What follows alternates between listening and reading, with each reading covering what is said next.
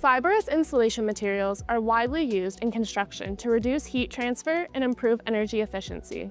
And in most cases, they're treated as thermally uniform. But one engineering team noticed something different. During testing, thermal performance changed depending on how the material was oriented.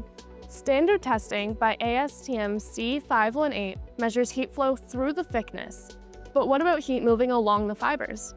Inside fibrous materials, fiber alignment creates preferred pathways for heat flow, meaning the same material can behave differently depending on direction. Without accounting for this, thermal performance can be misrepresented, especially in real-world applications where heat doesn't just move in one direction. To evaluate this directional behavior, the team used Thermtest HFM 100 following ASTM C518. First, they measured thermal conductivity in the axial direction, testing the full sample in its original orientation to capture through-thickness heat flow.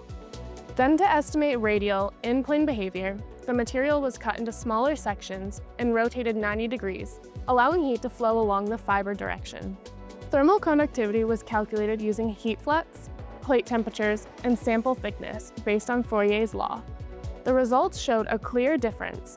In the axial through-thickness direction, thermal conductivity was measured to be 0.0328 watts per meter Kelvin, while radial in-plane thermal conductivity was measured to be about 0.0456 watts per meter Kelvin.